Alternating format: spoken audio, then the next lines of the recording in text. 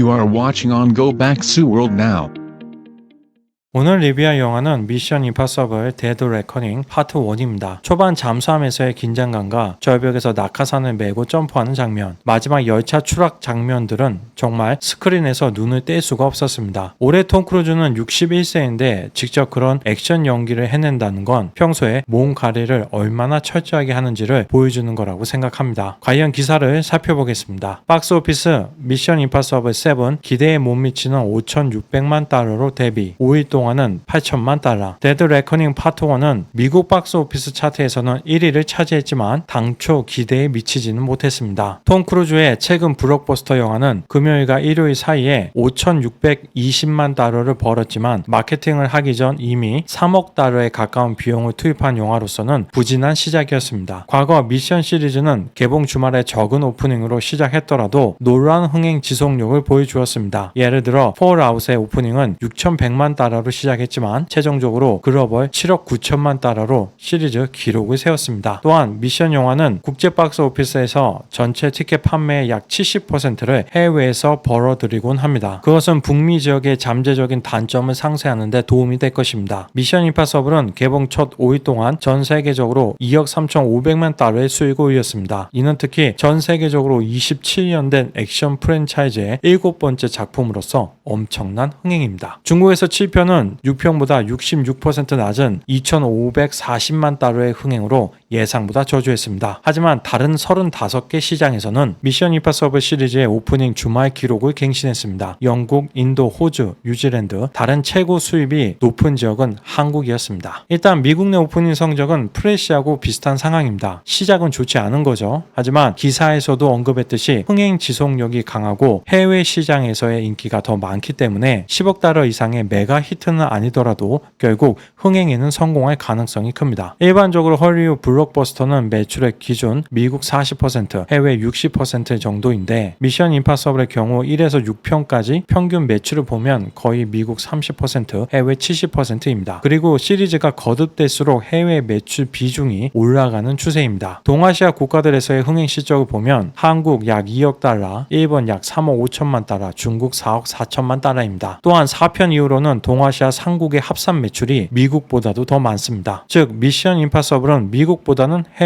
해외에서도 동아시아 인구를 고려하면 그 중에서도 한국에서 가장 많은 사랑을 받고 있는 시리즈라고 볼 수 있겠습니다. 최근 확인된 흥행 성적은 약 2억 7천만 달러입니다. 지금 미션 임파서블에 대한 가장 큰 우려는 제작비가 2억 9천만 달러나 된다는 것입니다. 과거 4에서 6편의 제작비는 평균 1억 5,700만 달러에 불과했습니다. 올해 계획은 파트 1하고 파트 2를 동시에 촬영하려고 했지만 방역 등 여러 가지 문제들 때문에 결국 파트 1만 촬영할 수밖에 없었습니다. 만약 두 편을 동시에 촬영할 수 있었으면 수익이 극대화될 수 있었겠죠. 손익분기점에 대해서는 최종적으로 마케팅 비용이 얼마나 들지 정확하게 추산할 수 없기는 하지만 최소한 글로벌 6억 달러 이상 매출이 나와야 손익분기점을 돌파할 수 있을 것 같습니다. 참고로 4에서 6편의 평균 매출은 약 7억 2천만 달러입니다. 정작들 정도의 흥행을 반드시 달성해야 하는 입장입니다. 2023년 6월 맥커리는 판당고에게 데드 레커닝 상하편이 시리즈의 끝은 아닐 것이며 그와 톰 크루즈는 8편 이후로 미션 임파서블 시리즈가 어디로 갈 수 있을지에 대한 아이디어들을 가지고 있다고 밝혔습니다. 이는 톰 크루즈의 최근 발언과 일치합니다. 데드 레커닝 상편의 홍보 활동 동안 이단 헌트 배우는 시드니 모럴 헤럴드와의 인터뷰에서 자신을 해리슨 포드에 비교하며 다음과 같이 말했습니다. 해리슨 포드의 나이가 될 때까지 계속 미션 임파서블 영화를 만들고 싶다. 사실 톰 크루즈는 2011년 4편을 마지막으로 시리즈에서 하차가 예정되어 있었습니다. 올해 엔딩은 이단 헌트가 IMF 국장이 되는 것이었다고 합니다. 아마 같이 출연했던 제레미 러너에게 프랜차이즈를 넘기려고 했던 것 같습니다. 그리고 폴라 패턴은 이후 제레미 러너를 주인공을 했을 때를 대비한 포석이었겠죠. 당시 이런 결정들이 내려진 이유는 2006년 개봉한 미션 임파서블 3편의 제작비가 1억 8,600만 달러인 반면 글로벌 흥행은 3억 9,800만 달러로 그다지 좋지 않았기 때문입니다. 그리고 톰 크루즈는 2006년에서 2012년까지 작전면 발키리, 나이트 앤 데이 등의 흥행이 신통치 않았던 반면 당시 제레미 러너는 허트로커로 아주 뜨겁게 올라오고 있었죠. 4편의 제작비는 5년 전 제작된 3편보다 훨씬 적습니다. 흥행에 중점을 두었다기보다는 주연 배우 교체를 염두에 둔 의도가 보이는 거죠. 그런데 하필이면 4편이 대박이 나면서 결국 미션 임파서블 시리즈는 톰 크루즈가 계속 이끌게 되었고 제레미 러너는 이듬해인 2012년 미션 임파서블과 비슷한 첩보 액션 영화 본 레거시의 주연으로 출연합니다. 미션 임파서블 주인공에서 밀렸으니 어쩔 수 없는 선택이었겠죠. 그 5편에서도 출연하긴 했었지만 액션은 전혀 없는 사무직으로 나왔습니다. 그런데 톰 크루즈가 해리스 포드처럼 액션 연기를 80세까지 하겠다는 건 지나친 욕심이라고 생각합니다. 배우로서 배역에 대한 열정과 사랑은 충분히 칭찬받을만 하지만 앞으로 파트 2, 9편, 10편까지 3편 정도만 더 출연하고 70세 전에는 그만두었으면 좋겠네요. 부디 이단 헌트의 멋진 모습만 기억할 수 있게 해주면 좋겠습니다. 이제 영화에 대한 중국 관객들의 평가를 보겠습니다. 언제나 미션 임파서블 시리즈는 믿을 수 있다. 기쁨, 놀라움은 없을 수 있지만 극장에 가서 봐도 충분히 표값을 한다. 그러니 대담하게 가서 봐라. 그리고 헐리우드 파업이 빨리 끝났으면 좋겠다. 그렇지 않으면 다음 편은 언제 볼 수 있을지 모르니까. 마지막으로 만약 14 파우스트를 캡틴 카터로 바꾸는 거라면 좋은 결과가 없을 거다. 신중히 고려해라. 최고로 멋진 블록버스터다. 전에도 미션 임파서블 시리즈를 몇 편 보기는 했었지만 크게 관심을 가지지는 않았다. 이번에 톰 형은 완전히 나를 사로잡았다. 늙지 않는 비주얼은 말할 것도 없고 시그니처 음악이 나오면 관객들은 스토리에 몰입된다. 자동차 액션부터 미친 듯이 질주하는 바이크,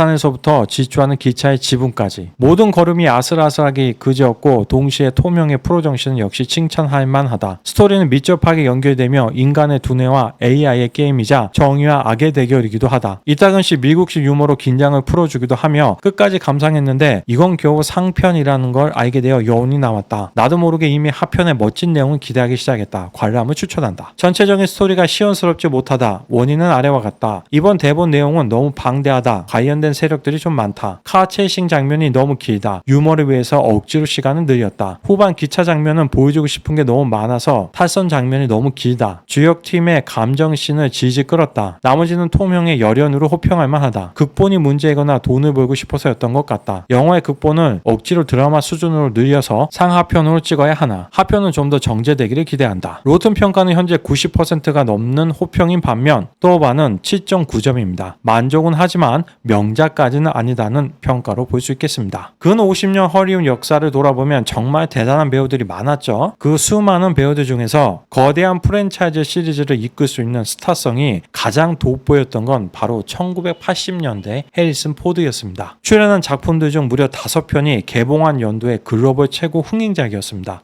스타워즈 에피소드 5, 6, 인디아나 존스 1, 2, 3. 이런 격려하고 비교될 만한 배우가 현재 딱 한 명이 있는데 바로 2010년대 로버트 다우니 주니어입니다. 어벤져스, 인피니티 워, 엔드게임, 캡틴 아메리카 11호까지 4개 연도의 글로벌 최고 흥행작의 주연이었습니다. 물론 크리스 에반스도 똑같은 영화들에 적지 않은 비중으로 나오긴 했지만 인피니티 사가 자체가 2008년 영화 아이언맨으로 시작되었고 마무리 무렵에는 아이언맨의 죽음으로 결말을 맺기 때문에 진정한 주인공이었다고 볼 수 있죠. 톰 크루즈는 비록 이렇게 특정 기간에 집중적이고 절대적인 인기를 끌지는 못했지만 1982년 데뷔한 후 지금까지 40년 이상을 정상에서 꾸준하게 활동하고 있습니다. 그리고 글로벌 1위 흥행 기록도 3개나 가지고 있습니다. 탑건, 레인맨, 미션 임파서블 2. 꾸준함이라는 면에서 보면 해리슨 포드나 로버트 다니어 주니어보다 더 대단한 거죠. 이제 제가 생각하는 100% 주관적인 영화의 단점에 대해서 이야기해 보겠습니다. 먼저 유튜브에서 다른 평가들을 좀 찾아봤는데 호평들이 많더라고요. 미친 액션 영화다. 시리즈 역대 최고 점수다. 평론가의 기대까지 대충 쪼갰다. 기적 수준의 액션이다. 저는 그렇게 뛰어난 작품이라고 생각하지는 않습니다.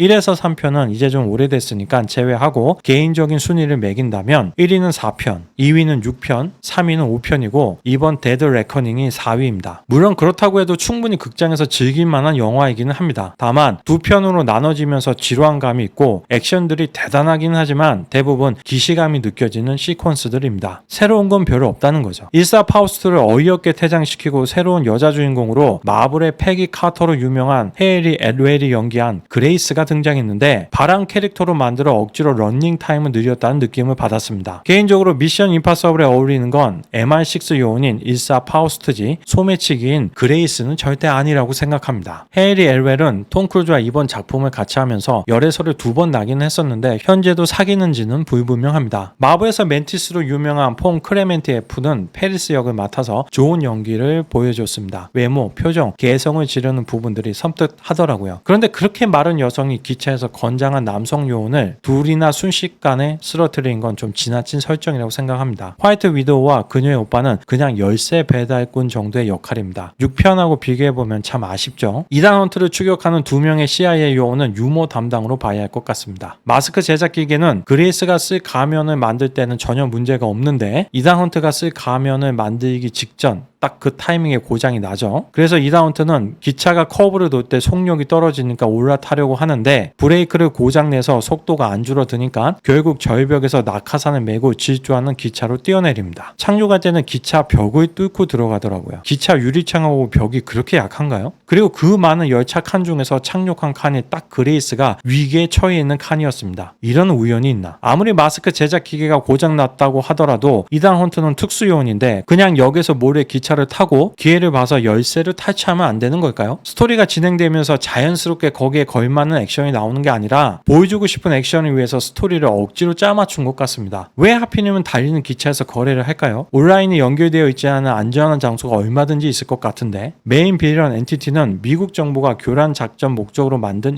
인공지능인데 러시아 잠수함 세바스토폴을 교란시키는 과정에서 잠수함의 인공지능과 합쳐져서 탄생하게 되었다는 설정입니다. AI가 적이라는 건 굉장히 신선했지만 미국 프로그램이 러시아 프로그램과 합쳐져서 가공할 적으로 탄생했다는 건 좀 억지스러운 설정인 것 같습니다. 물론 영화에 대한 정확한 평가는 파트 2를 보고 나서야 할 수 있겠지만 지금 파트 1을 기준으로는 5점 만점에 3점입니다. 한 줄 평을 하자면 톰 크루즈의 스턴트는 이번에도 대단했지만 이단 헌트의 액션은 새로울 게 없었다. 톰 크루즈나 미션 임파서블의 팬이라면 영화관에서 관람하기를 추천드리지만 팬이 아니라면 굳이 극장 가서 볼 필요는 없다고 생각합니다. 감사합니다.